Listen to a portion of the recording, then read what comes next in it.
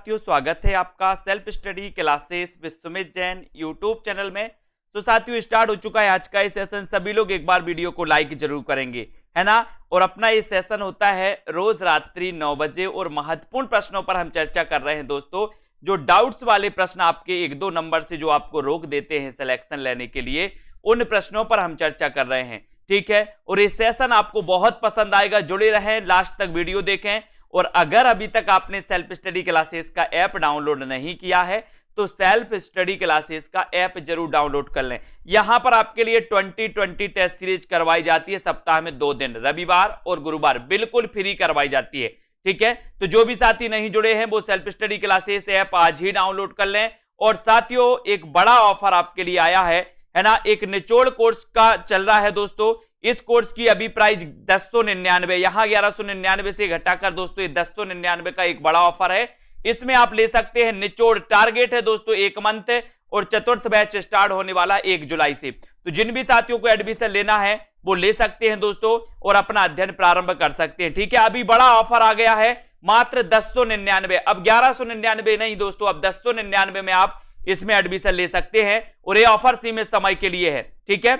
चलिए तो स्टार्ट करते हैं आज का सेशन। सभी लोग आ चुके हैं, वीडियो को लाइक कर दिया है सभी लोगों ने। यहां तक अपन ने पढ़ा था दोस्तों, कल अपन ने पढ़ दिया था त्रिलोचन का वास्तविक नाम क्या है। जल्दी से सभी लोग बता दें एक बार, कल इस क्वेश्चन को अपन ने देखा था, त्रिलोचन का वास्तविक नाम क्या है। कुछ लोग कंफ्यूज हो गए थे, फिर से आप एक बार फिर से इस प्रश्न का उत्तर बता दें, अच्छा लगेगा, मजा आएगा। तो 4 विकल्प है आपके सामने, त्रिलोचन का वास्तविक नाम क्या है ये आपको बताना है। कौन कौन सही उत्तर बता रहा है, किस किस ने अभी तक लाइक नहीं किया है वीडियो को, वो लाइक जरूर एक बार कर देना। बताइए राइट आंसर आपका क्या है। बहुत अच्छा प्रश्न है, सभी लोगों के लिए सॉलिड क्वेश्चन और यहां पर कंफ्यूज वाला क्वेश्चन भी है दोस्तों, है ना। आप बहुत सारे, कल मैंने देखा था कि बहुत सारे लोगों ने इस प्रश्न के लिए सीधा सीधा उत्तर लगाया था वैद्यनाथ मिश्र, लेकिन यहां पर आपको पता है कि सर ये जो वैद्यनाथ मिश्र है ये नागार्जुन का वास्तविक नाम था। किसका था? नागार्जुन का। लेकिन अगर आपसे पूछा जाता है कि त्रिलोचन का वास्तविक नाम क्या है, तब आपको उत्तर लगाना है वासुदेव सिंह, यानी कि आपका जो सी नंबर है वो बिल्कुल सही हो जाएगा। सी नंबर आपका राइट आंसर हो जाएगा, ठीक है। बहुत बढ़िया आंसर। स्टार्ट करते हैं आज का दोस्तों प्रश्न।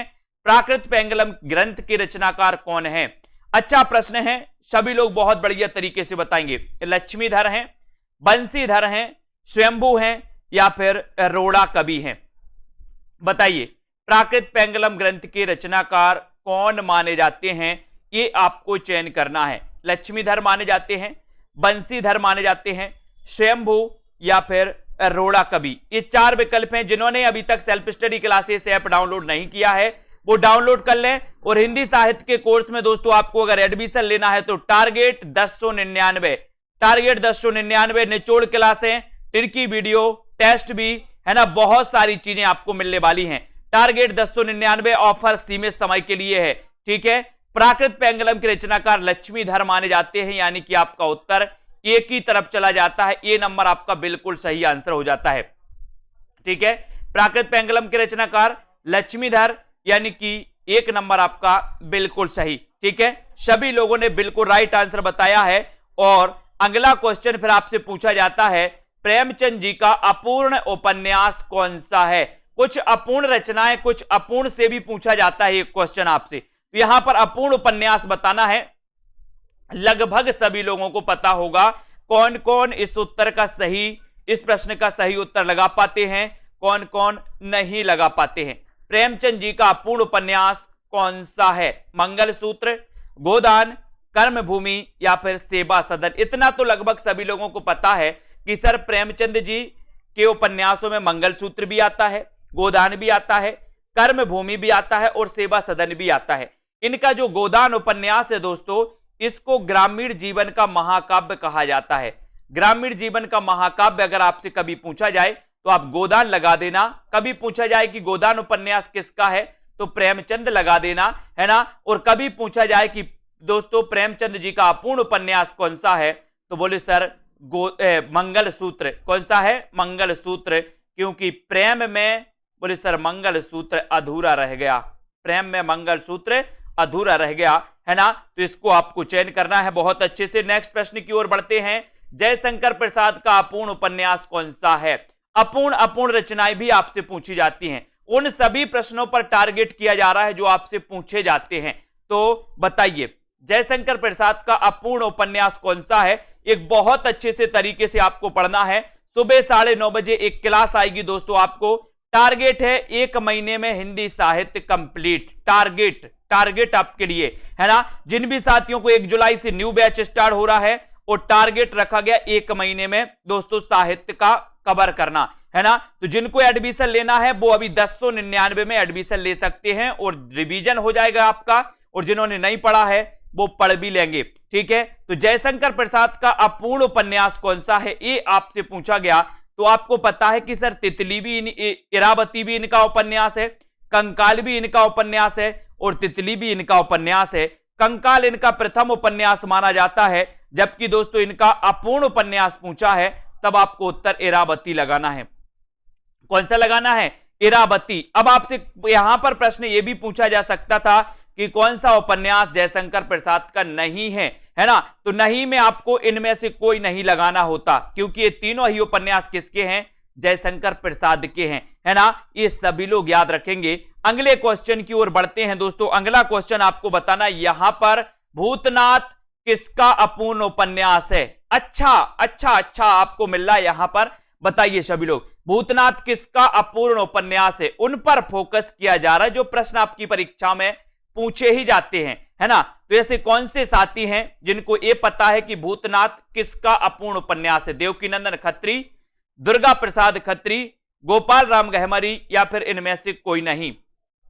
सभी लोग आंसर बताएंगे, उत्तर क्या हो जाएगा? उत्तर बताना है, भूतनाथ किसका अपूर्ण उपन्यास है। अपूर्ण उपन्यास आपको बताना है, और पूरा आंसर आपने बताया है कि सर ये जो उपन्यास है भूतनाथ, ये देवकीनंदन खत्री का है ना। किसका है? देवकीनंदन खत्री का है। बाद में इस उपन्यास को इनके पुत्र दुर्गा प्रसाद खत्री ने पूर्ण किया, है ना। तो यहां पर आपका उत्तर लेकिन चला जाता है देवकीनंदन खत्री। अब आपके 3 प्रश्न कवर हो जाते हैं। प्रेमचंद का कौन सा अपूर्ण उपन्यास है? आपने बता दिया मंगलसूत्र, है ना। फिर अपन ने पढ़ा जयशंकर प्रसाद का कौन सा अपूर्ण उपन्यास है? आपने बता दिया इरावती, ठीक है। फिर आपने देखा कि दोस्तों देवकीनंदन खत्री का कौन सा अपूर्ण उपन्यास है? आपने बता दिया दोस्तों कौन सा? भूतनाथ। तो ये 3 प्रश्न आपको पता चल जाते हैं। फिर अगले क्वेश्चन की ओर बढ़ेंगे अपन। अगला क्वेश्चन है, निराला का अपूर्ण उपन्यास कौन सा है? अपूर्ण उपन्यास। बोले सर अपूर्ण पर फोकस कर रहे हैं क्या? बिल्कुल कर रहे हैं। अब आपको बताना है कि निराला का जो अपूर्ण उपन्यास है वो कौन सा है? बताइए। काले कारनामे, चमेली, इंदुलेखा, या फिर दोस्तों प्रयुक्त सभी? बताएं निराला का अपूर्ण उपन्यास कौन सा है। क्वेश्चन को थोड़ा सा आप पढ़ोगे तो आपको खुद समझ में आ जाएगा कि क्वेश्चन क्या बता रहा है। आपसे बोल रहा है कि 1 ना लगाइए, 2 ना लगाइए, 3 ना लगाइए। अगर उत्तर लगाना है तो लगा दीजिए विकल्प डी। क्वेश्चन ने खुद बोला है ना। क्वेश्चन ने बोला निराला के यानी कि 1 से ज्यादा की बात हो रही है ना। तो निराला के काले कारनामे भी दोस्तों अधूरा है, चमेली भी इनका अधूरा उपन्यास है, इंदुलेखा भी इनका अधूरा उपन्यास है। तो उत्तर हो जाएगा आपका प्रयुक्त सभी, है ना। क्वेश्चन ने खुद बोला था के लगा के कि निराला के यानी कि 1 से ज्यादा है, ठीक है। तो अपूर्ण उपन्यास काले कारनामे किसका अपूर्ण उपन्यास है? निराला का। चमेली किसका अपूर्ण उपन्यास है? निराला का। इंदुलेखा भी आपको याद रख लेना, यानी कि आपका उत्तर डी नंबर चला जाता है। निराला के बारे में आप जानते हैं दोस्तों, छायावाद के आधार स्तंभों में नाम लिया जाता है। सबसे ज्यादा विरोध हुआ निराला जी का, है ना, यह भी आपने पढ़ा है। और अगला क्वेश्चन यहां पर आता है, कंसवध किसकी अपूर्ण कृति है? दोस्तों कंसवध किसकी अपूर्ण कृति है, इसका आपको बताना है। कंसवध किसकी अपूर्ण कृति है? भारतेंदु की, राधा कृष्ण दास की, अंबिका दत्त व्यास की, या फिर इनमें से कोई नहीं? जल्दी से सभी लोग बताएंगे कंसवध किसकी अपूर्ण रचना है। कंसवध किसकी अपूर्ण रचना है, ये आपको लगाना है। और उत्तर क्या हो जाएगा? उत्तर बताना है सभी लोगों को। वीडियो को लाइक जरूर कर देना, अपने मित्रों तक आपको दोस्तों शेयर भी कर देना है। ऐसे ऐसे प्रश्न जहां से आपका सिलेक्शन रुकता है उन प्रश्नों को अपन कवर कर रहे हैं। ऐसे प्रश्न आपसे पूछे जा रहे हैं और आपने बताया कंसबद्ध, और कंसबद्ध के रचनाकार कौन है, तब बहुत सारे लोगों ने बताया है कि सर ये जो कंसबद्ध रचना है ये अंबिका दत्त व्यास की है। ठीक है, और बिल्कुल सही आंसर है, कंसबद्ध अपूर्ण रचना है किसकी, अंबिका दत्त व्यास की। अंबिका दत्त व्यास आप पढ़ते हो दोस्तों, ये किस युग के कवि हैं, तो बोले सर ये भारतेंदु युग के कवि हैं। किस युग के कवि हैं, भारतेंदु युग के। और आपका जो सी नंबर है वो बिल्कुल सही हो जाएगा। जिन भी साथियों को मॉडल पेपर दोस्तों परचेस करना है, टीजीटी पीजीटी के मॉडल पेपर परचेस करना है, वो 450 का ऑफर आ गया है। 450 में आप मॉडल पेपर परचेस कर सकते हो, मॉडल पेपर लगा सकते हो। 25 मॉडल पेपर आपको मिलेंगे, 125 प्रश्न एक मॉडल पेपर में होगा, है ना। तो जिनको भी मॉडल पेपर में एडमिशन लेना है वो मॉडल पेपर में 450 में एडमिशन ले सकते हैं, और संपूर्ण साहित्य में एडमिशन लेना है ना, और पढ़ना है दोस्तों लास्ट टाइम में बहुत अच्छा, 1 महीने टारगेट, 1 महीना, है ना, तो आप दोस्तों बहुत अच्छे से पढ़ सकते हो। ठीक है, अब यहां पर मिश्र बंधु विनोद कितने भागों में प्रकाशित है, एक और डाउट्स आपके लिए, कई बार मैंने आपको बताया है मिश्र बंधु विनोद कितने भागों में प्रकाशित है। ये अच्छा क्वेश्चन है, बढ़िया क्वेश्चन है, कई बार पूछा भी गया है दोस्तों। आप देखते हैं कौन कौन बता रहा है उत्तर, है ना। कुछ लोग बताएंगे ए, है ना, बहुत बढ़िया, लगभग सभी लोगों ने उत्तर बताया, लेकिन कुछ लोग क्या हो गए, कंफ्यूज हो गए। कुछ लोग चुल्लू, है ना, कुछ लोग कंफ्यूज हुए हैं।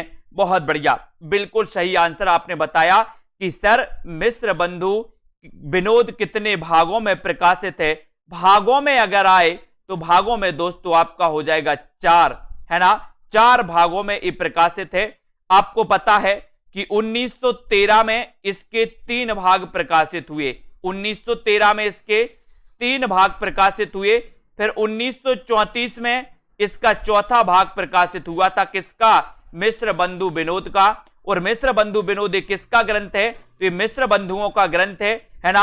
और अब आपको बताना है, सभी लोग बताएंगे, सभी लोगों को आपको बताना है दोस्तों, है ना, सभी लोग बताएंगे कि मिश्र बंधु विनोद के रचनाकार कौन है ना।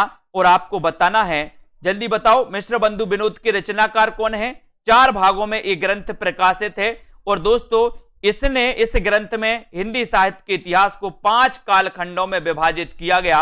अगर आपसे खंड पूछे तो आपको 5 लगाना, और भाग पूछे कि हिंदी साहित्य का जो ये ग्रंथ है, ये ग्रंथ मान के चलो ये ग्रंथ है, ये ग्रंथ 1 खंड इसका हो गया, ये 2 खंड हो गए, ये 3 खंड हो गए, और ये 4 खंड हो गए। तो ये दोस्तों जो ग्रंथ है ये 4 खंडों में प्रकाशित हुआ। यहां पर कई बार कंफ्यूज होते हैं, लेकिन अब नहीं होना है। ठीक है, अगला क्वेश्चन आपसे पूछा जाएगा, गंगा लहरी के रचनाकार कौन है। गंगा लहरी के रचनाकार कौन है, रत्नाकर हैं, केशवदास हैं, चिंतामणि हैं, या फिर त्रिलोचन हैं।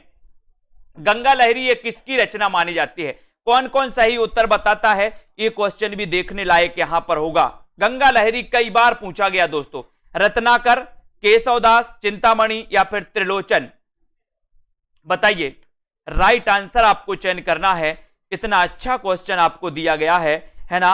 उत्तर क्या हो जाएगा, उत्तर होगा आपका, कौन कौन बता रहा है, रत्नाकर की है क्या, केशवदास की है, चिंतामणि या फिर त्रिलोचन की है। तो बिल्कुल राइट आंसर सभी लोगों ने बताया है कि सर गंगा लहरी, है ना।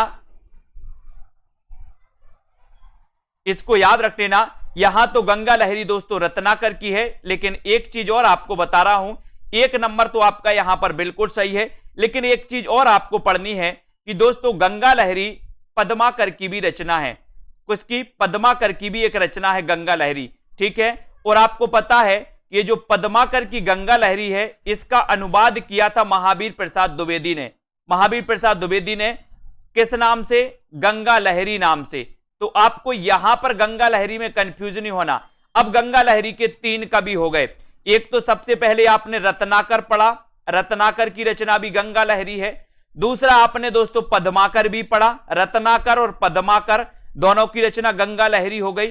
तीसरा आपको कि जो पद्माकर की गंगा लहरी थी उसका अनुवाद किया था महावीर प्रसाद द्विवेदी ने गंगा लहरी नाम से। तो गंगा लहरी नाम के 3 आपको याद रख लेना है। ठीक है, तो गंगा लहरी के रत्नाकर, गंगा लहरी के पद्माकर और गंगा लहरी महावीर प्रसाद द्विवेदी की भी अनुदित रचना है। ठीक है, तो यहां पर आपको कंफ्यूज नहीं होना रत्नाकर और पद्माकर में। ठीक है, बहुत बढ़िया, बिल्कुल सही। अगला क्वेश्चन है, नागरी प्रचारिणी पत्रिका कब प्रकाशित हुई? बहुत अच्छा क्वेश्चन। एक पूछा जाता है नागरी प्रचारिणी सभा की स्थापना कब हुई, एक क्वेश्चन आता है नागरी प्रचारिणी पत्रिका कब प्रकाशित हुई। बोले सर इन्हीं में तो हम डाउट्स खा जाते हैं और लगा आते हैं गलत सलत आंसर, लेकिन अब नहीं लगाना, इसलिए तो ये प्रश्न लेकर के आप लोगों को लेकर के आए हैं कि नागरी प्रचारिणी पत्रिका कब प्रकाशित हुई। आपको चयन करना है साथियों, बताइए, सभी लोग बताएंगे। वीडियो को एक बार लाइक कर दें। जिन भी साथियों ने अभी तक self study classes app download नहीं किया वो सेल्फ स्टडी क्लासेस ऐप जरूर डाउनलोड कर लें, है ना। 2020 टेस्ट सीरीज होती है दोस्तों, बिल्कुल निःशुल्क होती है। कब कब होती है? रविवार और गुरुवार को होती है ना। Self study classes app download करना है। बड़ा ऑफर आ गया है, हिंदी साहित्य कंप्लीट कोर्स दोस्तों 1099 में। ये ऑफर सीमित समय के लिए है। जिनको भी इस कोर्स में एडमिशन लेना वो आज ही एडमिशन ले लें। और आपसे पूछा गया कि नागरी प्रचारिणी पत्रिका कब प्रकाशित हुई, तो सभी लोगों ने आओ देखा ना ताओ और लगा दिया 1993। मुझे पता था दोस्तों कि आप 1993 ही लगाएंगे, है ना, लेकिन याद रखना कि नागरी प्रचारिणी जो पत्रिका प्रकाशित हुई थी दोस्तों, ये प्रकाशित हुई थी दोस्तों कब? 1996 में। कब हुई थी? कब हुई थी? 1996 में। लगा दिया ना आपने 1993, है ना। ये दोस्तों आपको याद रखना है। यहां पर आपका जो उत्तर हो जाएगा वो क्या हो जाएगा? ये 1896 है, 1896, है ना, 1896 इसको कर लेना। ठीक है, बिल्कुल यहां पर आपको याद रखना ये 1896 है और ये वाला, ठीक है, ये 1896। ठीक है, यहां 2 नंबर ऑप्शन है, बी नंबर ऑप्शन है। वेरी गुड, 1896 और ये 1996, इसमें आप डाउट्स खा गए। और दोस्तों ये 1893, इसमें भी डाउट्स खा गए। बोले सर बड़ा डाउट्स वाला क्वेश्चन था, बहुत बड़ा, है ना। तो यहां पर याद रख लेना 1893 में नागरी प्रचारिणी सभा की स्थापना हुई थी। अगर आपसे कभी पूछा जाए कि नागरी प्रचारिणी सभा की स्थापना कब हुई थी तो आप लगाओगे 1893। लेकिन अगर आपसे पूछा जाए नागरी प्रचारिणी पत्रिका कब प्रकाशित हुई थी तब आप लगाओगे 1896। ठीक है, तो 1896 और 1893। ठीक है, बहुत बढ़िया, समझ में आ गया, है ना। वेरी गुड, 1896 में नागरी प्रचारिणी पत्रिका, 1893 नागरी प्रचारिणी सभा की स्थापना हुई थी। वेरी गुड, बहुत बढ़िया। अगला क्वेश्चन, प्रयोगवाद का सर्वप्रथम प्रयोग किसने किया? प्रयोगवाद का सर्वप्रथम प्रयोग किसने किया? आपको चयन करना है, बताइए आंसर आपको चयन करना। प्रयोगवाद का सर्वप्रथम प्रयोग किसने किया? प्रयोगवाद आप पढ़ते हो दोस्तों, प्रयोगवाद कैसे पढ़ते हो जल्दी से आपको बताना है। उत्तर क्या हो जाएगा? सभी लोग बताएं, सभी लोग बताएं, प्रयोगवाद का सर्वप्रथम प्रयोग किसने किया? ये बताना है कौन सा उत्तर है। प्रयोगवाद का सर्वप्रथम प्रयोग किसने किया? तो आपका राइट आंसर देखते हैं कौन कौन सा ही बताता है। बोले सर इसमें अज्ञेय तो है नहीं, तो उत्तर क्या लगाओगे फिर, है ना। आपने दोस्तों ये पढ़ा है कि प्रयोगवाद के प्रवर्तक कौन है, ये पढ़ा है आपने, प्रयोगवाद के प्रवर्तक कौन है, तब आपका उत्तर होता है अज्ञेय, है ना। लेकिन अगर आपसे पूछा जाए कि प्रयोगवाद शब्द का सबसे पहले प्रयोग किसने किया, तब आपका उत्तर होता है दोस्तों क्या, मुक्तिबोध है क्या, कि नंद दुलारे वाजपेयी, है ना। आपका उत्तर हो जाएगा दोस्तों नंद दुलारे वाजपेयी, यानी कि आपका जो 1 नंबर है वो बिल्कुल सही है ना। प्रयोगवाद शब्द का सबसे पहले प्रयोग करने वाले जो थे वो नंद दुलारे वाजपेयी थे। नंद दुलारे वाजपेयी दोस्तों सौष्ठववादी माने जाते हैं। कैसे माने जाते हैं? ये क्वेश्चन कई बार आया है। एक क्वेश्चन आता है कि निम्न में से बताइए कौन से सौष्ठववादी दोस्तों कवि लेखक हैं, तो नंद दुलारे वाजपेयी आपको सौष्ठववादी आलोचक हैं, ऐसा क्वेश्चन, तो नंद दुलारे वाजपेयी। प्रयोगवाद शब्द का प्रयोग किसने किया? नंद दुलारे वाजपेयी। प्रयोगवाद के प्रवर्तक कौन माने जाते हैं? अज्ञेय। प्रयोगवाद का सबसे ज्यादा विरोध किसने किया? तब आपका उत्तर होता है अज्ञेय, है ना। और आपको पता होगा दोस्तों कि प्रगतिवाद शब्द का सबसे पहले प्रयोग किसने किया? प्रगतिवाद शब्द का सबसे पहले प्रयोग किसने किया? बताइए फटाक से कमेंट में, यहीं पर हो जाता है कुछ कुछ। ठीक है, अगले क्वेश्चन की ओर चढ़ते हैं। ये आ गया अगला क्वेश्चन, प्रगतिवाद शब्द का सर्वप्रथम प्रयोग किसने किया? एक क्वेश्चन आपसे पूछा गया, अब आप उत्तर क्या लगाओगे यहां पर? बोले सर डाउट्स में आ जाते। क्यों आ जाते डाउट्स? आप लोग पढ़ते ही नहीं, वो चीजें नहीं पढ़ते जो डाउट्स आपको, है ना। तो आपको बताना है कि प्रगतिवादी शब्द का सबसे पहले जो प्रयोग किया वो किसने किया। 4 विकल्प हैं हमारे सामने, सभी लोग बताएंगे, है ना। उत्तर क्या हो जाएगा? प्रगतिवाद शब्द का सबसे पहले प्रयोग करने वाले कौन हैं? प्रगतिवाद के प्रवर्तक कौन हैं? और यहां पर सभी लोगों ने बहुत अच्छा आंसर बताया है कि सर अगर ऐसा क्वेश्चन आप बताओगे कि प्रगतिवाद शब्द का सबसे पहले प्रयोग किसने किया, तो बहुत सारे लोग कंफ्यूज हुए, है ना। यहां पर आपको मुक्तिबोध लगाना है। क्या लगाना है? मुक्तिबोध, है ना। मुक्तिबोध, मुक्तिबोध की रचनाएं आपने पढ़ी हैं। बोले सर चांद का मोह टेढ़ा, मुक्तिबोध। भूरी भूरी खाकदूल, मुक्तिबोध। एक साहित्यक की डायरी, मुक्तिबोध, है ना। कामायनी एक पुनर्विचार, मुक्तिबोध। ये चारों रचनाएं पूछी जाएंगी। चांद का मोह टेढ़ा कैसे हो गया? बोले सर मुक्ति हो गई। भूरी भूरी खाकदूल क्यों हो गई? बोले सर मुक्ति के बाद भूरी भूरी ये सकल पूरी खाकदूल बन जाती है ना। प्रगतिवाद शब्द का सबसे पहले प्रयोग मुक्तिबोध ने किया। प्रयोगवाद शब्द का सबसे पहले प्रयोग नंद दुलारे वाजपेयी ने किया। छायावाद शब्द का सबसे पहले प्रयोग मुकुटधर पांडे ने किया, है ना। स्वच्छंदतावाद शब्द का सबसे पहले प्रयोग मुकुटधर पांडे ने किया, है ना। ये भी आपको याद रखना है दोस्तों। और हजारी प्रसाद द्विवेदी का जन्म हुआ था 1907 में। ये आप पढ़ते हो। हिंदी साहित्य का इतिहास इन्होंने लिखा। हिंदी साहित्य का दोस्तों आदिकाल नामक ग्रंथ लिखा इन्होंने। हिंदी साहित्य की भूमिका नामक ग्रंथ लिखा। और हिंदी साहित्य का उद्भव और विकास नामक ग्रंथ लिखने वाले अगर कोई विद्वान है तो वे विद्वान है दोस्तों हजारी प्रसाद द्विवेदी। सभी लोग जानते हैं। नेक्स्ट क्वेश्चन आपको बताना है, नई कविता शब्द का सबसे पहले प्रयोग किसने किया? बहुत अच्छा क्वेश्चन, सभी को बताना है। ऐसे क्वेश्चन में डाउट से होता है, क्योंकि नई कविता दोस्तों आप पढ़ते हो कि नई कविता जो है इस शब्द का सबसे पहले प्रयोग किसने किया, तो आप बताइए किसने किया? नंदुलारे वाजपेयी ने, अज्ञे, मुकुटधर पांडे या फिर हजारी प्रसाद द्विवेदी ने? लाइक जरूर कर देना जिन भी साथियों को आवश्यकता है और चाहते कि एक महीने भी बहुत अच्छी तैयारी हो, तो वो आज ही self study classes app download कर लें। और दोस्तों 1 महीने में आपको पता चलेगा कि हमने क्या पढ़ लिया, है ना। मात्र 1099 में इस कोर्स में आप एडमिशन ले सकते हो और बहुत अच्छे तरीके से दोस्तों आप इसमें कर सकते हैं। ऑफर आया है आज ही आपके लिए, है ना। तो ऑफर भी आपके लिए सीमित समय के लिए रहेगा। 1 जुलाई से आपका न्यू बैच स्टार्ट होने वाला है। नई कविता शब्द का सबसे पहले प्रयोग करने वाले जो विद्वान थे वो विद्वान थे कौन? अज्ञे। पटना आकाशवाणी से दोस्तों इन्होंने, पटना आकाशवाणी से सबसे पहले इन्होंने नई कविता शब्द का सबसे पहले प्रयोग किया था। और वो किया था किसने? अज्ञे ने। अज्ञे यानी कि बी नंबर आपका बिल्कुल सही हो जाता है। और आपको बताना है कि अज्ञे का जन्म कब हुआ था। अज्ञे का जन्म कब हुआ था ये आपको बताना है, सभी लोग बताएंगे। अगला क्वेश्चन यहां पर, अलंकारों का सर्वप्रथम वर्गीकरण किसने किया? अलंकार पढ़ते हैं आप, अलंकार पढ़ते हैं, है ना। भरत मुनि ने मात्र कितने अलंकार माने? भरत मुनि ने, है ना। अलंकार पढ़ते हैं। अलंकारों का सर्वप्रथम वर्गीकरण किसने किया ये भी आपको बताना है। सभी लोग बताएंगे, सभी लोगों को आंसर बताना है। नंदुलारे वाजपेयी, रुद्रट, मुकुटधर पांडे या फिर हजारी प्रसाद द्विवेदी। अलंकारों का सर्वप्रथम वर्गीकरण किसने किया? ऐसे क्वेश्चन जब आते हैं तो आपको डाउट्स में डाल देते हैं। और अज्ञे का जन्म हुआ दोस्तों 1911 में। अज्ञे जी का जन्म 1911, बिल्कुल सही आंसर, वेरी गुड। अलंकारों का सर्वप्रथम वर्गीकरण करने वाले कौन हैं? नंदुलारे वाजपेयी हैं, रुद्रट हैं, मुकुटधर पांडे हैं या फिर हजारी प्रसाद द्विवेदी। एक आपको हिंट दी गई कि दोस्तों ऐसे आपको लिखना होगा कि काव्य शास्त्र संबंधी जो एकमात्र यहां पर लेखक आपको दिख रहे हैं तो वो दिख रहे हैं रुद्रट। और रुद्रट आपको एक क्वेश्चन और दिया जाता है यहां पर, अलंकारों का सर्वप्रथम वर्गीकरण किया है रुद्रट ने। रुद्रट यानी कि बी नंबर। लेकिन आपको एक क्वेश्चन और बताना है दोस्तों कि अगर ऑप्शन में यहां भामह होता और आपसे पूछा जाता कि अलंकार संप्रदाय के प्रवर्तक कौन है तो आप क्या लगाते? जल्दी से बताइए, अलंकार संप्रदाय के प्रवर्तक कौन है ऐसा अगर आपसे पूछा जाएगा तो आप क्या लगाओगे? अलंकार संप्रदाय आपने पढ़ा है, रस संप्रदाय आपने पढ़ा है, रीति संप्रदाय आपने पढ़ा है, ध्वनि संप्रदाय आपने पढ़ा है।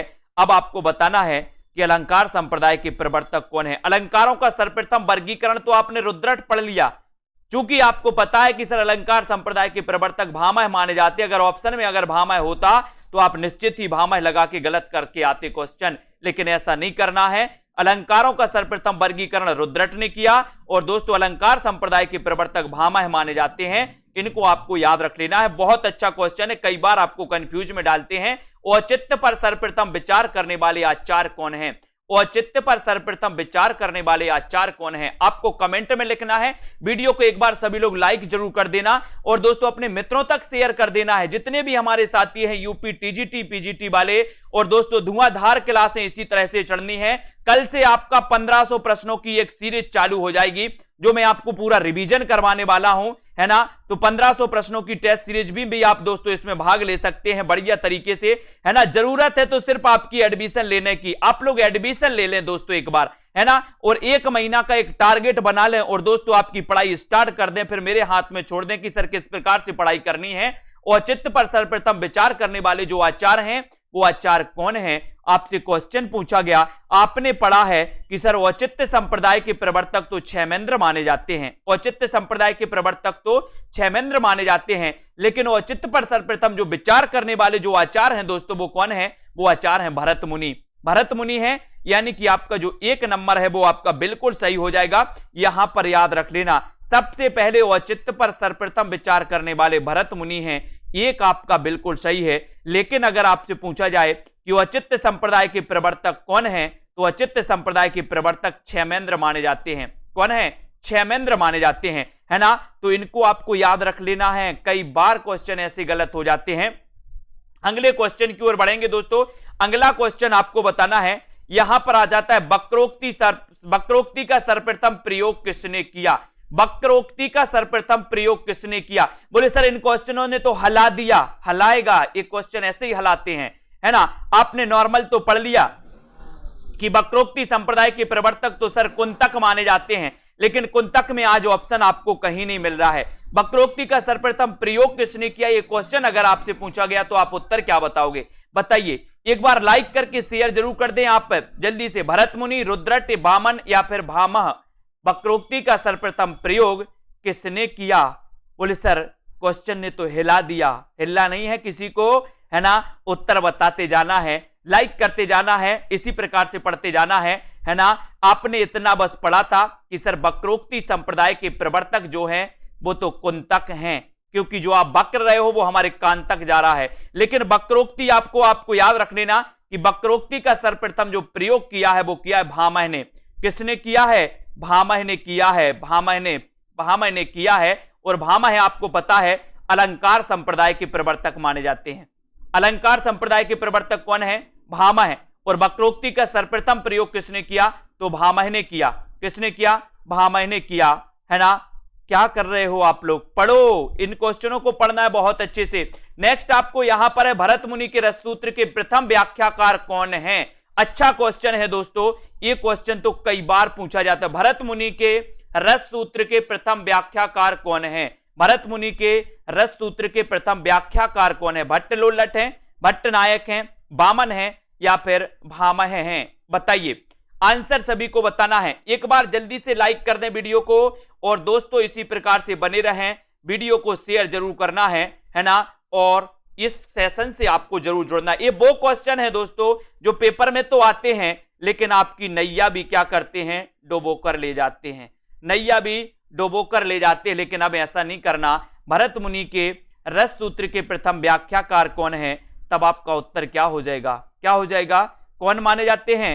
भट्ट लोलट माने जाते हैं दोस्तों, है ना। अब यहां से कुछ आपको सीख के जाना इस क्वेश्चन से। बोले सर भरत मुनि रस संप्रदाय के प्रवर्तक, सबसे प्राचीन संप्रदाय रस संप्रदाय। भरत मुनि ने रसों की संख्या कितनी मानी? 8 मानी। कौन सा रस नहीं माना इन्होंने? शांत रस नहीं माना इन्होंने। ठीक है। अब आपसे पूछा जाएगा कि भट्ट लोलट ये क्या है? ये उत्पत्तिवाद के प्रवर्तक हैं दोस्तों।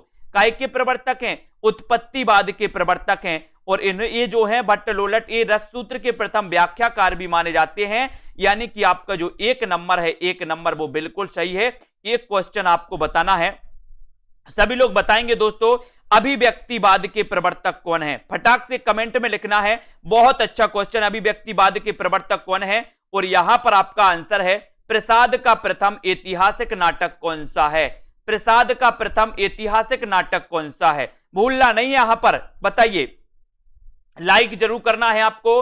प्रसाद, प्रसाद का प्रथम ऐतिहासिक नाटक कौन सा है? जल्दी से बताओ, सभी लोग बताएंगे प्रसाद का प्रथम ऐतिहासिक नाटक कौन सा है? सज्जन है, राजश्री है, बैसाख है या फिर कामना है? बताइए, प्रसाद का प्रसिद्ध ऐतिहासिक नाटक कौन माना जाता है? इतना अच्छा क्वेश्चन आपके लिए दिया है। और प्रसाद यानी कि जयशंकर प्रसाद, जन्म कब हुआ? बोले सर जयशंकर को 89, तो 1889। Very good. जयशंकर प्रसाद दोस्तों नाटककार के रूप में प्रसिद्ध हैं, आपको पता होगा, है ना। इनके दोस्तों नाटक, ऐतिहासिक नाटक आपसे पूछा गया तो बहुत सारे लोग यहां पर कंफ्यूज हो गए। कुछ लोग ने ए लगाया और कुछ लोग ने बी लगाया, लेकिन आपसे ऐतिहासिक पूछा गया था, तो ऐतिहासिक आपका जो इनका प्रथम नाटक था वो राजश्री था। लेकिन अगर यहां नॉर्मल क्वेश्चन आपसे पूछा जाता कि प्रसाद का प्रथम नाटक कौन सा है, तो प्रथम नाटक में आपको सज्जन लगाना है। जयशंकर प्रसाद का प्रथम नाटक कौन सा है? सज्जन। आपसे पूछा गया कि प्रथम ऐतिहासिक नाटक कौन सा है? राजश्री, है ना। बोले राजश्री 15 का हो गया, 15 का बिकता है ना राजश्री, तो 15 का 1915। बोले 10 का राजश्री, 15 का हो गया सर लॉकडाउन में, तो राजश्री 1915, है ना। सज्जन 1910, सज्जन 1910, प्रथम नाटक सज्जन, प्रथम ऐतिहासिक नाटक राजश्री, ये भी आपको याद रख लेना है, ठीक है। अगला क्वेश्चन आपको बताना है प्रसाद का प्रथम ऐतिहासिक नाटक, एक तो आपने पढ़ लिया है। अगला क्वेश्चन है इश्क लता के रचनाकार कौन है? अभी तक किस किसने वीडियो को लाइक नहीं किया साथियों? सभी लोग लाइक जरूर करें, अपने मित्रों तक शेयर कर दें इस वीडियो को। ये क्लास 9 बजे आपकी होती है दोस्तों, इन क्वेश्चनों को आपको पढ़ना है। इन क्वेश्चनों में जहां डाउट्स रहता है उन डाउट्स को हम क्लियर करते हुए आगे बढ़ रहे हैं, है ना। इश्क लता के रचनाकार, अब एक दोस्तों आपसे पूछा जाता है इश्क नामा, इश्क नामा आपसे पूछा जाता है और इश्क लता आपसे पूछा जाता है, तब आपको इश्क लता बताना है यहां पर कि इश्क लता के रचनाकार कौन है। देखते हैं सही उत्तर कौन बता पाता है, स्पेशल आंसर कौन बता पाता है, सुपर हीरो कौन बनता है इस आंसर, इस प्रश्न का दोस्तों। और बहुत सारे लोगों ने बताया कि सर इश्क की लताएं घनी होती हैं। इश्क की लताएं कैसी होती हैं? घनी होती हैं, तो उत्तर घनानंद चला जाता है। इश्क की लता घनी होती है तो घनानंद। और दोस्तों इश्क में नाम पड़ गया बोधा, इश्क में नाम पड़ गया बोधा। बोले सर यही तो कंफ्यूजन है, इश्क नामा और इश्क लता। इश्क नामा बोधा की है और इश्क लता घनानंद की है ना। सभी लोग पढ़ते हैं तो ये आपको याद रखना है, घनानंद और दोस्तों बोधा, है ना। और ये दोनों ही आपको पता है कवि, ये दोनों ही कवि दोस्तों रीति मुक्त काव्यधारा के कवि हैं। आप रीति मुक्त, रीति सिद्ध पढ़ते हो तो ये दोनों ही कवि रीति मुक्त काव्यधारा के कवि माने जाते हैं, जो आपको याद करना है। अब यहां पर आता है दोस्तों युगबाणी के रचनाकार कौन है? एक अच्छा क्वेश्चन आपसे पूछा गया, युगबाणी के रचनाकार कौन माने जाते हैं? केदारनाथ अग्रवाल, है ना, सुमित्रानंदन पंत, माखनलाल चतुर्वेदी या फिर सोहनलाल द्विवेदी। ये क्वेश्चन तो कई बार आया है। कुरैशी जी बताइए युगबाणी के रचनाकार कौन माने जाते हैं? इतने अच्छे क्वेश्चन आपको पढ़ना है। और आपको पता है कि इन्होंने युग की बाणी कहा, मैंने पहले आपको बताया था, क्या बताया था? बोले सर प्रगतिवाद के प्रवर्तक कौन है? तो आपको बताया था कि सर प्रगतिवाद के प्रवर्तक माने जाते सुमित्रानंदन पंत। इन्होंने बोले सर युगांत नामक एक रचना की, युगांत नामक रचना की, और युगांत नामक रचना के माध्यम से छायावाद का अंत की घोषणा कर दी। और दोस्तों इन्होंने दोस्तों पता है युगबाणी, ग्राम्य जैसी प्रगतिवादी रचनाएं दोस्तों इन्होंने की हैं। किसने? सुमित्रानंदन पंत ने। इनके जन्म की बात आती है तो कौन बताता है सबसे पहले पंत के बारे में? युगबाणी के रचनाकार, युग की बाणी दोस्तों, है ना, युग की बाणी, युगबाणी सुमित्रानंदन पंत, है ना। और ये युगबाणी इनकी कौन सी रचना है? इनकी प्रगतिवादी रचना, इनकी छायावादी रचना नहीं है। ये क्वेश्चन आता है, मैंने कई बार आपसे पूछा है कि निम्न में से बताइए सुमित्रानंदन पंत की कौन सी प्रगतिवादी रचना है, कौन सी इनकी छायावादी रचना है। तो बहुत सारे लोगों ने पढ़ा है कि सर युगांत से तो इन्होंने छायावाद का अंत किया, प्रगतिवाद की शुरुआत, छायावाद का अंत किया युगांत से। और दोस्तों इनकी युगबाणी ग्राम्या, ये रचना इनकी प्रगतिवादी मानी जाती है। अगर पंत की बात करें तो इन्हें प्रकृति का चितेरा कवि कहा जाता है। अगर पंत की बात करें तो इन्हें प्रकृति का सुकुमार कवि कहा जाता है। अगर पंत की बात करें दोस्तों तो इनकी पल्लव रचना आपने पढ़ी होगी, पल्लव को छायावाद का मैनिफेस्टो कहा जाता है। यह भी आपको याद रख लेना, छायावाद का घोषणा पत्र कहा जाता है। अगर पंत की बात करें तो इनका जन्म हुआ था 1900 ईस्वी में, है ना, ये भी आपको याद रख लेना, कई बार आपसे पूछा जाएगा। नेक्स्ट प्रश्न की बात करेंगे दोस्तों, यहां पर आपके लिए कुछ रचनाएं दी गई हैं, इन रचनाओं को थोड़ा सा आपको पढ़ना है। ये रचनाएं आपके लिए दी गई हैं कि युगधार के रचनाकार कौन है, बोले सर सोहनलाल द्विवेदी। युगधार के रचनाकार कौन है, सोहनलाल द्विवेदी। युगधारा किसकी रचना है, नागार्जुन की। देखते जाना यहां पर युगधार और युगधारा, युगधार किसकी है, सोहनलाल द्विवेदी की, और युगधारा किसकी है, यहां पर और थोड़ा सा ऐसे कर लेते हैं, नागार्जुन की। युग की गंगा किसकी रचना है, केदारनाथ अग्रवाल की, है ना। युग चरण किसकी रचना है, माखनलाल चतुर्वेदी की। युग बाणी के रचनाकार कौन है, सुमित्रानंदन पंत। युगांत किसकी रचना है, तो सुमित्रानंदन पंत। इन रचनाओं को आपको हमेशा पढ़ना है। युगाधार सोहनलाल द्विवेदी, युगधारा नागार्जुन, है ना। युग की गंगा केदारनाथ अग्रवाल, युग चरण माखनलाल चतुर्वेदी, ठीक है। युग बाणी सुमित्रानंदन पंत। युगांत किसकी रचना है, तो सुमित्रानंदन पंत, है ना। इन रचनाओं को आपको हमेशा पढ़ना है। ये दोस्तों कुछ मिलती जुलती आपकी रचनाएं जो आपसे पूछी जाती हैं, वो एक बार आपसे ले लिया, स्क्रीनशॉट लेना हो तो आप ले सकते हो, ठीक है। चलिए आगे बढ़ते हैं। अगला क्वेश्चन यहां पर जाता है, अगला क्वेश्चन आपको यहां पर आ जाता है दोस्तों, इसका उत्तर आपको बताना है। ये रहा आपका प्रश्न, ये रहा, समय के पांव रेखा चित्र के रचनाकार कौन है। समय के पांव ये रेखा चित्र किसका है, बताइए। समय के पांव, सभी लोग बताएं, माखनलाल चतुर्वेदी या फिर सुमित्रानंदन पंत, नरेश मेहता या फिर राम वृक्ष बैनीपुरी। आंसर आपको चयन करना है। उत्तर क्या हो जाएगा, उत्तर क्या हो जाएगा, लाइक जरूर करना है। ये प्रश्न वो हैं दोस्तों जो आपको डाउट से बाहर निकालते हैं। आपने पढ़ तो लिया, बोले मैंने 3-4 पुस्तकें पढ़ ली, लेकिन आपने आदिकाल को ही अच्छे से नहीं पढ़ा, आपने भक्ति काल को ही अच्छे से नहीं पढ़ा। आपको पढ़ना है, इतना टाइम आपको मिला है 1 महीने में दोस्तों। 1 महीने में भी आप बहुत कुछ कर सकते हो। सिर्फ आपकी एनर्जी, आपकी सकारात्मक सोच, आपकी मेहनत आपको 1 महीने में बहुत कुछ करा सकती है। समय के पांव के रचनाकार कौन है। अब यहां पर कई लोग कंफ्यूज होंगे, कुछ लोग माखनलाल चतुर्वेदी बताएंगे, कुछ लोग नरेश मेहता बताएंगे। अब देखते हैं, समय के पांव यहां से आपसे पूछा गया, कौन कौन इसमें है दोस्तों। कुछ लोग राम वृक्ष बैनीपुरी बता रहे हैं, लेकिन यहां पर उत्तर आपका माखनलाल चतुर्वेदी है। ये समय के पांव रेखा चित्र आपसे पूछा गया तो याद रख लेना माखनलाल चतुर्वेदी। माखनलाल चतुर्वेदी यानी कि आपका जो 1 नंबर है, 1 नंबर आपका बिल्कुल सही होगा, है ना। बोले सर कंफ्यूज क्यों हुए, है ना, कंफ्यूज हो गए ना आप लोग। समय के पांव माखनलाल चतुर्वेदी, है ना, माखनलाल चतुर्वेदी जी का रेखा चित्र है। बहुत सारे, इसके पहले भी मैंने आपको कई बार पढ़ाया है, ठीक है। अगला क्वेश्चन यहां पर आते हैं दोस्तों, ठीक है। यहां पर आते हैं दोस्तों, अगला क्वेश्चन है, इसको रेखा चित्र में रखा जाता है। यहां पर इसके बारे में अपन बहुत अच्छे से पढ़ते हैं। यहां पर आ जाओ, यहां पर आ जाओ, यहां पर आ जाओ। ये देखो साहित्य देवता आपको याद रख लेना दोस्तों। ये साहित्य देवता निबंध है माखनलाल चतुर्वेदी को, साहित्य देवता, है ना। समय देवता नरेश मेहता का काव्य है। समय के पांव इसको रेखा चित्र के अंतर्गत रखा जाता है ना। तो ये दोस्तों ये तीनों रचनाएं आपको क्लियर कर दी हैं, है ना। कैसे याद कर दी, ये देखो, साहित्य देवता निबंध माखनलाल चतुर्वेदी, समय देवता काव्य रचना है, ये काव्य रचना है, ठीक है, नरेश मेहता, और दोस्तों समय के पांव ये माखनलाल चतुर्वेदी की रेखा चित्रात्मक रचना मानी जाती है। इनको भी आपको याद रखना है, ठीक है। ये तीनों रचनाएं आपके सामने हैं जो आपको कंफ्यूज करती हैं। साहित्य देवता, चाहो तो आप स्क्रीनशॉट ले सकते हो, है ना। साहित्य देवता, ठीक है, और समय देवता, ठीक है। समय के पांव, बोले सर कितना बड़ा कंफ्यूजन है इसमें, कंफ्यूजन है कि नहीं है ना। तो इसमें आपको याद रखना है, ठीक है। बहुत बढ़िया, सभी लोगों को धन्यवाद। इनको आपको कंफ्यूज में नहीं होना, है ना। साहित्य देवता माखनलाल चतुर्वेदी, समय देवता नरेश मेहता, समय के पांव माखनलाल चतुर्वेदी।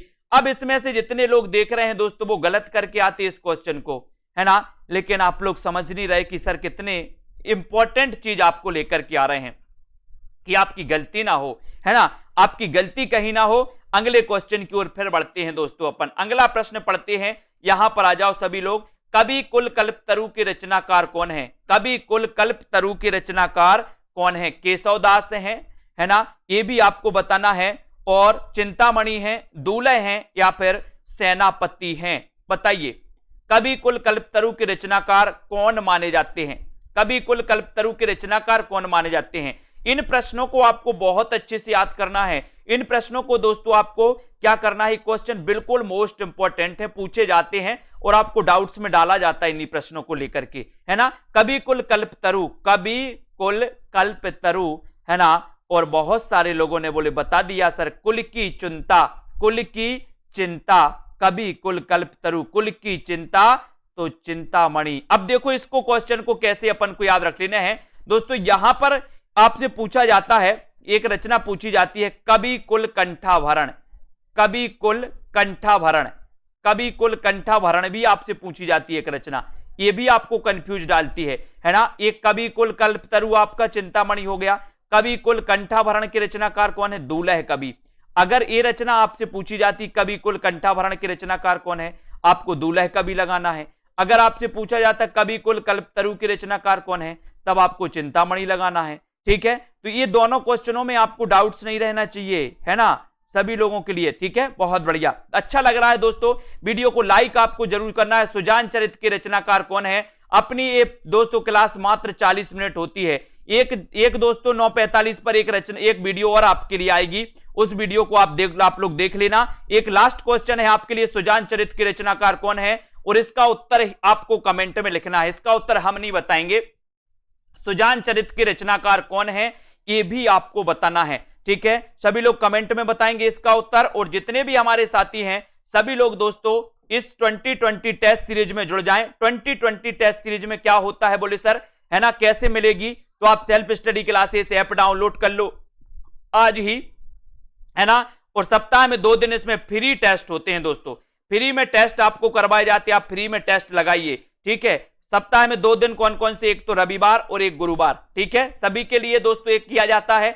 दूसरी चीज आपके लिए दोस्तों, एक बैच, नया बैच स्टार्ट होगा जुलाई में, है ना। और जुलाई में इस बैच में दोस्तों आप एडमिशन ले सकते हो। और अभी ये जो ऑफर आ गया है दोस्तों, आज ही आया है, शाम को आया है, अभी आपके लिए है 1099 में, इसमें आप एडमिशन ले सकते हैं। अभी भी कुछ नहीं गया आपके पास। टीजीटी पीजीटी के लिए दोस्तों आपके पास लगभग 1.25 महीना है ना। इस महीने के 5 दिन आपके हैं, उस महीने के दोस्तों आपके पास 6 दिन हैं, तो 11 दिन ए और 1 महीना आपके पास टकाटक रखा है। ठीक है, तो आप 1 महीने 10 दिन में मान के चलो बहुत अच्छी दोस्तों यहां पर तैयारी कर सकते हैं और बढ़िया तरीके से आप दोस्तों, है ना, एग्जाम को क्वालिफाई कर सकते हैं। अगर आपको मेहनत करने की आपके अंदर दम है, आपके अंदर दोस्तों है कि हम 1 महीने में कर सकते हैं, तो करिए। सेल्फ स्टडी क्लासेस जुड़ जाइए इस दोस्तों कोर्स से, और वीडियो को लाइक शेयर करते रहिए। अश्वनी, पूनम जी, आरपी जी, रश्मि पाठक, ब्रजेश, ज्योति जी, अनुज यादव जी, ठीक है, संजय पाठक, मनीषा, आराधना, अनुज जी, प्रमिला, रामा जी, राकेश जी, रंजना जी, सविता, शिवांशु, मोहित, सुरेंद्र जी, पूनम जी, अश्विनी, दारसू जी, ठीक है, अजय जी, बहुत बढ़िया, शाम पंडित जी, रीता जी, सभी साथियों तक शेयर जरूर करते रहें। गीतिका, विजयांजलि, दारसू, संजय यादव जी, अनुज जी, ब्रजेश, मीनाक्षी, सोनू, केएम जी, अर्शदीप जी, है ना, मनीषा, रेखा, कमला जी, रश्मि पाठक जी। जल्द ही आपकी 1500 प्रश्नों की सीरीज भी स्टार्ट होने वाली है। एक रिवीजन बहुत अच्छा चलता रहता है, अच्छे प्रश्नों पर, अपन डाउट्स वाले प्रश्नों पर दोस्तों तैयारी करते हैं और इसी प्रकार पढ़ते जाते हैं। आपका हित हो, आपका भला हो, यही हमारा दोस्तों निरंतर प्रयास रहता है कि कहीं ना कहीं आप लोगों के लिए हम भी कुछ कर रहे हैं। जब आपकी दोस्तों क्या लग जाएगी जॉब, तो आप भी याद करेंगे, कभी ना कभी तो एक दिन याद आएगा आपको कि सर ने ये क्वेश्चन बताया था डाउट्स वाला जो पेपर में आया था, और इसी क्वेश्चन की वजह से मेरा सिलेक्शन हो गया, है ना। क्योंकि आपको पता है कि 2 क्वेश्चन अगर आप गलत करके आ जाते हो तो आपका सिलेक्शन रुक जाता है ना। लेकिन दोस्तों अपन को क्या करना है कि उन गलत प्रश्नों को अभ्यास करके सही करना है।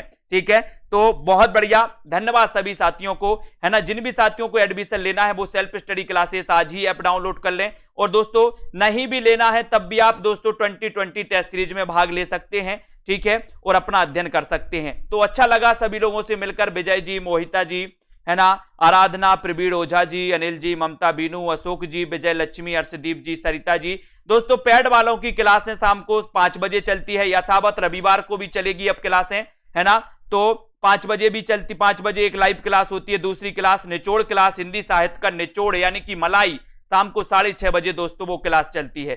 ठीक है, तो आलोक त्रिपाठी, मनीषा जी, गीतिका, अनुज जी, शिवांश, बबीता जी, राधिका, पूनम जी, सभी साथियों को धन्यवाद। यथावत आपको बने रहना है, self study classes app download कर लेना है और नेक्स्ट क्लास स्टार्ट हो चुकी है आपकी, देखिए यूट्यूब पर जाके देखिए, फटाक से चैनल पर जाके प्रीमियर क्लास होगी वो जरूर देख लीजिए। ठीक है, सभी को धन्यवाद। 10 बजे दोस्तों एग्जाम पार में लाइव क्लास होने लगी है सर की, वो भी सभी लोग देखिए। ठीक है, जय हिंद।